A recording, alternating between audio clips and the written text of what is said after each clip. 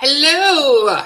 Hello, anybody out there watching or rewatching or something. This is what writers should know. And I realized that we have been absent for a couple of weeks, but things got a little crazy. So we're coming back. We're coming back to once a week. And with everything, hopefully we can stay on track. But today we are talking about why your editor is not just a comma fixer. So with me today is, of course, the intrepid J.M. Paquette. So I know that's my 25-cent word of the day because I'm talking to a lead editor. So let's talk about what is the role of an editor, because I think people get this very, very, very confused. All right. Editors can vary. So I figured the first thing I would do is clarify a couple of terms. There's line editing, there's copy editing, and there's developmental editing. There are others, but those are kind of the three main ones. Yeah. So when you go to look for an editor, you have to decide what you're looking for. Like what is it you want this person to do for you and for your work? And those are two separate categories. If you are looking for the Queen Latifah of, I don't know if anybody gets that reference. Did you see Stranger Than Fiction? I love her. I did. But that is a great movie, by the way, for anybody. It's a Will Ferrell, but not a typical Will Ferrell. And it has, I realized he can be serious and very.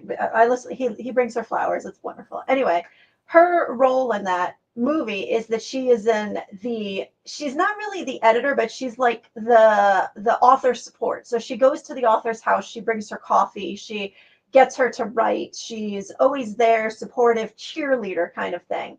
There are editors who fulfill that role, but by and large, most won't. Like, you need a writer friend to be like, or a writer coach. There are writer coaches out there that is basically their role, is to help you get your book done. If for some reason you want to pay for that level of insistence. Yeah.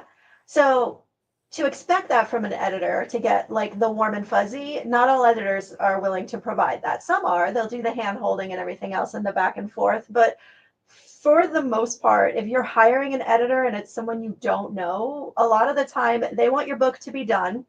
They're going to edit it once, like they're going to read the entire thing. There are editors who will go chapter by chapter with you, but that's more of the hands-on hand holding. And honestly, of those three categories they gave at the beginning, that's going to be your developmental editor. They're looking for story ideas, character arcs, world building details, that kind of thing. You're building the story with an outside observer who doesn't live in your brain, giving you feedback as you sort of work your way through the process. That is a very different kind of editing than copy editing and line editing, which are the two most common things when people say, oh, I need an editor. Okay, so you've finished your book, you've reread your book, you've tweaked your book to the best of your ability. Now you need outside eyes on it to make sure that your punctuation's in the right place. You haven't changed names around, your sentence structure is solid. So copy editing and line editing, a lot of times they're thrown around to mean the same thing. They're a little bit different. Copy editing is literally going to edit the copy in front of them.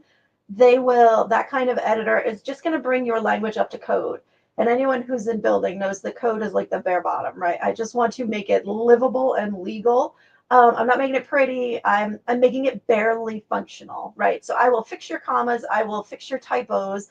I will fix any kind of spacing. And if the sentence is like really hard to understand, I will fix it. But I'm not going to make it, I'm not going to polish it the way that a line editor will. A line editor is going to bring you up to code and then probably a little bit above. And this is where things get weird, especially if you're the kind of writer who feels that every word is precious and sacred. If you're like, no, I wrote it that way for a reason. A line editor, depending on how heavy-handed they are, may revise entire sections for you. And if you're comfortable with that, that's good. If you're not comfortable with that, that's awful. So that's why I always say when you're getting an editor, send them a sample chapter and see what they do and see if you're comfortable with that level of, change. And tell them up front, I am looking for straight up copy edits, just fix my grammar, don't change anything else. That's fine. But you're also paying someone for their expertise, and maybe you want a little more help. Maybe you want that outside perspective to make those sentences a little shinier. Well, and one thing is that I want to take this because everything is gold. But one of the things a lot of people I don't think realize is this: you need to look at the qualifications of your editor.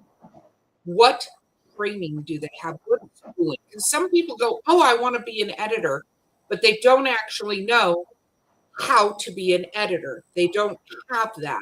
You research if somebody's going to be your editor, what books have they edited, right? You can even go look at books they've edited and go, do you like the way the book is laid out, right? Also, like, what genres do they do? So a lot of editors can do multiple genres.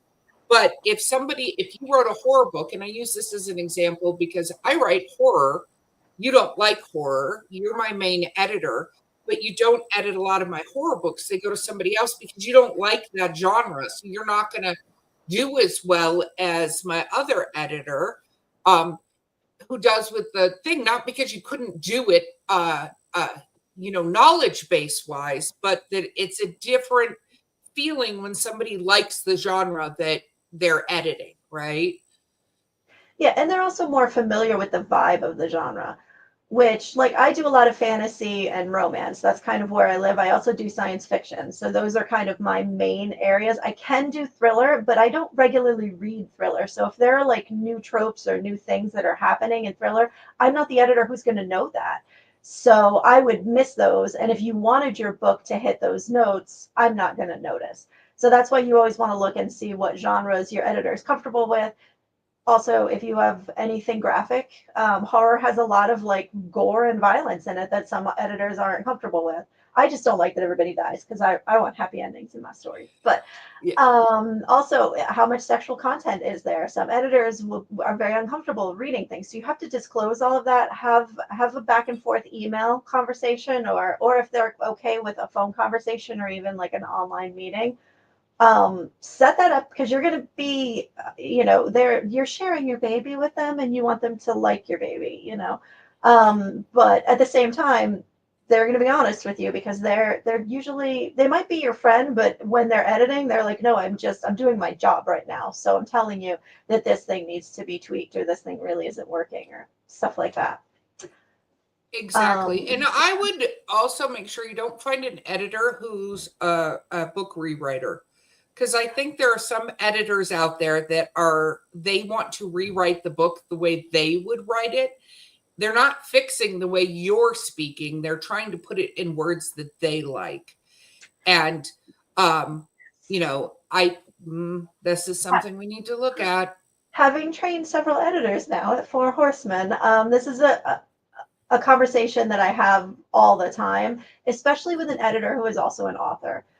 I'm an author and I have a certain style of writing, but when I'm editing, I'm not author Jen. I'm not J.M. Paquette. It's not my book. It's not the way I would write it. And your editor has to be okay with that. Like, my name's going to be on it as the editor, and you're going to make choices that I would not have made.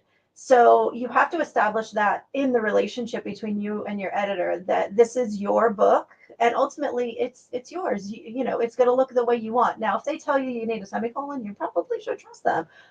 But at the end of the day, it's still yours. So if they're rewriting entire chunks and it doesn't sound like you anymore, and when I say it doesn't sound like you, like, okay, you want it to be grammatically correct. So there are some things you're like, well, I wouldn't write it that way, but I guess if that's English, but if the story has sort of disappeared or shifted from what you intended, that's what you want to avoid. You want it still to be your book. So I would ask any editor about that. Do they do a lot of rewriting for you? Absolutely. And I think one of the key things too is that are they helping your story or are they altering your story? because, some really good feedback can be things like, hey, what happened to Frank, the character? He's in chapter 1 and 2. You don't mention him again. It's weird that he just suddenly disappears. And a lot of times, one thing is you need to be totally open and expose the entire story. So we always talk about stories are like an iceberg, right? And the readers just get the very top of the iceberg, where us as authors, we have the whole story. The editor needs to be involved in that. There's no like, what is the mystery? Did the editor figure it out? No, if they don't understand everything you're trying to accomplish with that story, they won't be able to help you find the line between what you're actually putting on the page and what's known underneath and where is it going. And so you want to find somebody who can help you. Like, I'm terrible at tenses sometimes, like anyway, I'm terrible at tenses, and I also change people's names throughout books, so there's that. But and all of us have stuff we do wrong. You want the editor to be able to go, okay, this is it. Are you trying to say that these are ghosts in the story because it's not clear enough? If an editor says that, it's probably not clear enough. But if they go, hey, I know you set this in New York City and the whole thing is around the Empire State Building, but you should probably move that to LA and have it be around the Hollywood sign. That might not be an editor that you want to be with, right? Because they are trying to alter your story. You should change your lead character from a female to a male because it will be more widely accepted. No, absolutely not, right? And you also, if you're writing to another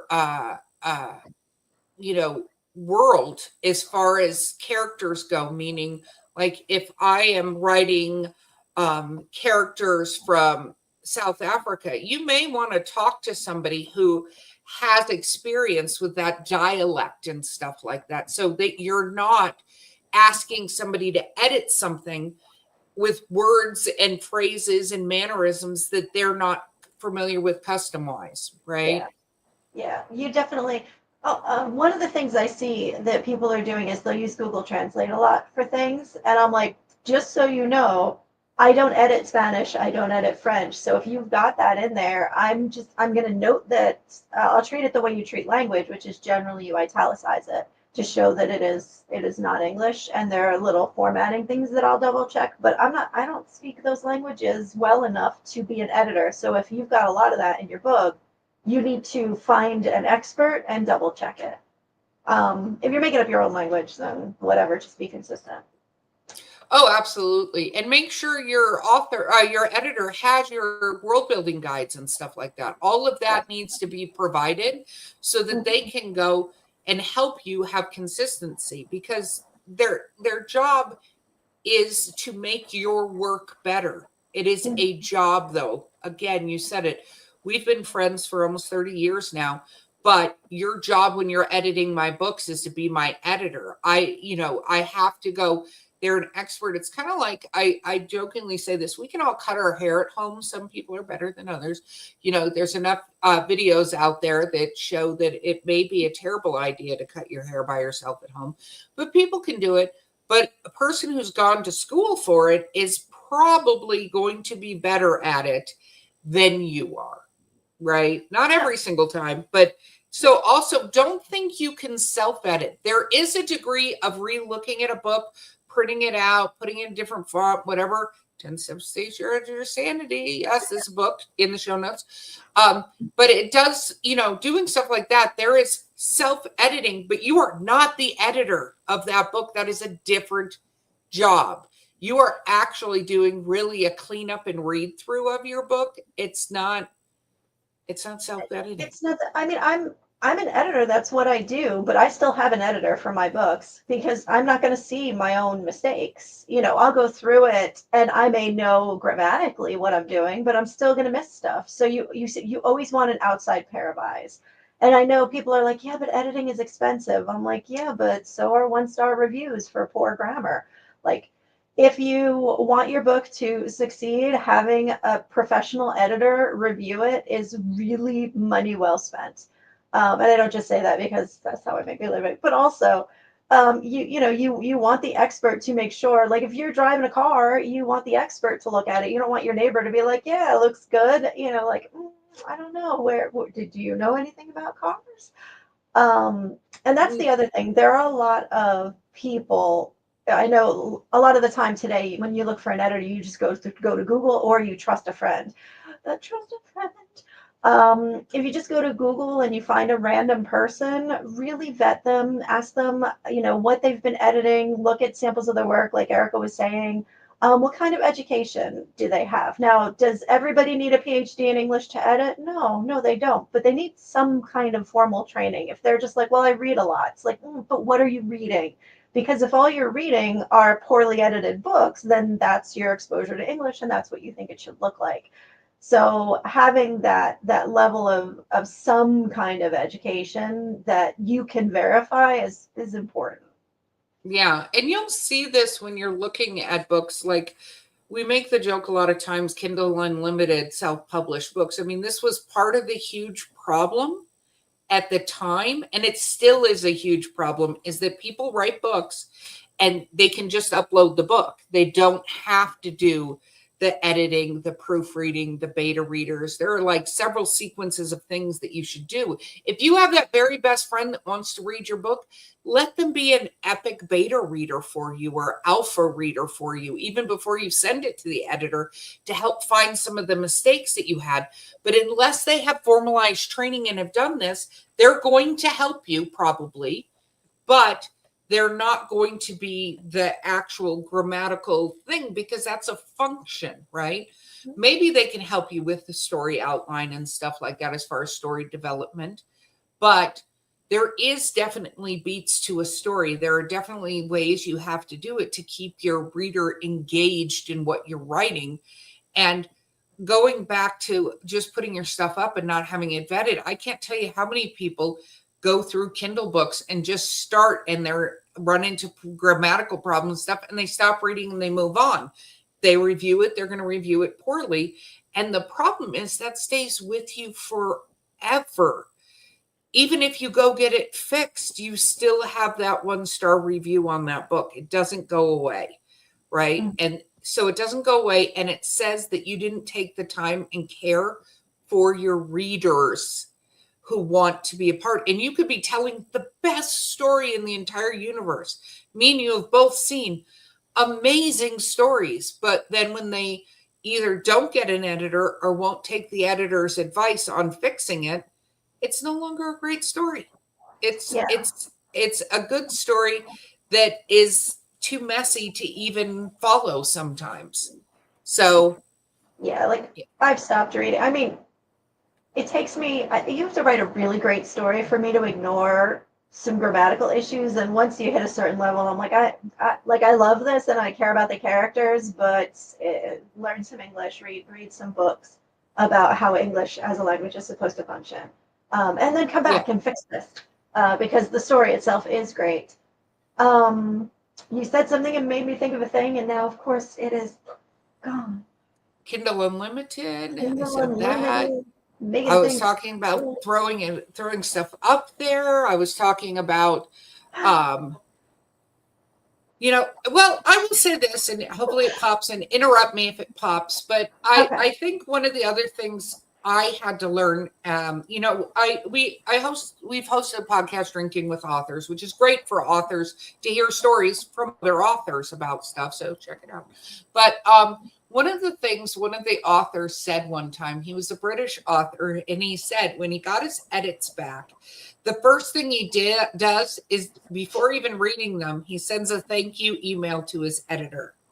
Then he sits down the next day and starts going through it and cusses and swears and gets mad and goes through this whole range of emotions. And when he's done, he then sends it back and says, thank you again. Here are my notes on the edits. That's it. Like, he always sends a thank you first because he knows he's going to get mad. We all have a natural defense mechanism where we don't think we're necessarily as bad. And it takes a lot, because this is ingrained from us since school age, that you shouldn't be dumb, you shouldn't be stupid, you shouldn't get things wrong, all that stuff. it takes a lot, and it's taken me a long time, but I'm finally at the point, most of the time, I just approve the edits because I just go, okay, unless, I literally go through and I look for comments and I go, what have I messed up that they're commenting? Because if there's a comment, sometimes it's, this is awesome, I love it. But a lot of times it's like, what were you trying to say here? Right? Which translates to me to WTF is this. Like, this is just sounds and not even words anymore.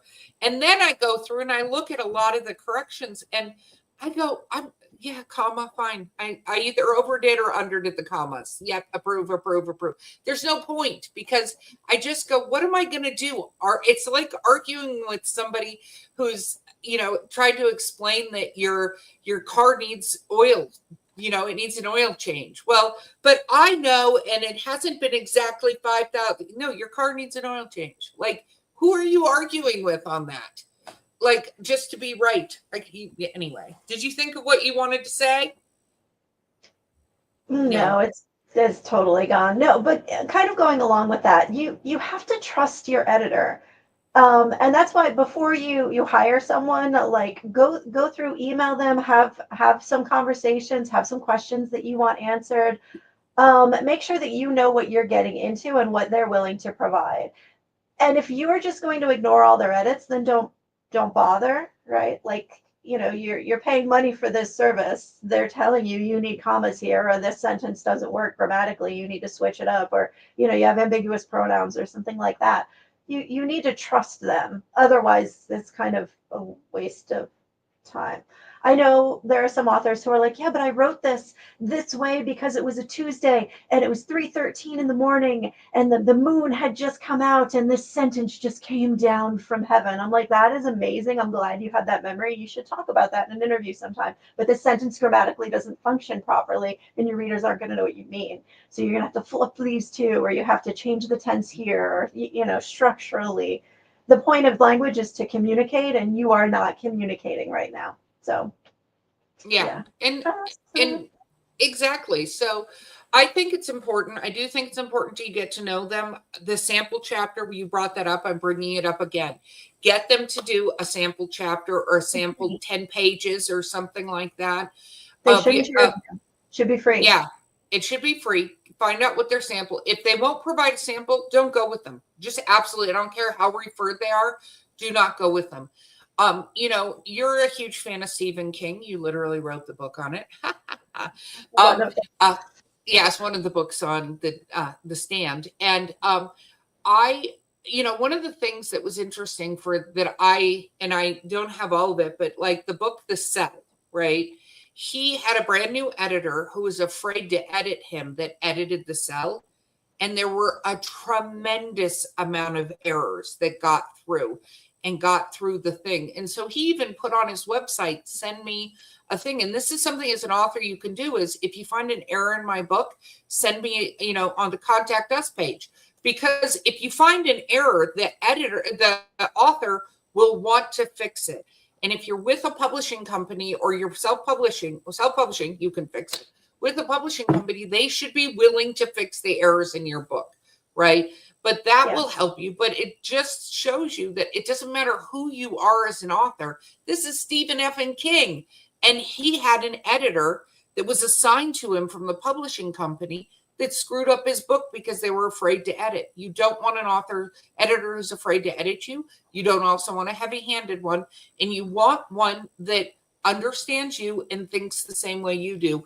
And it's not inappropriate because you're spending money for this service. It should be somebody you get along with. Like, you don't want to go get a massage from somebody you get a terrible feeling about or doesn't understand what kind of massage you want to get.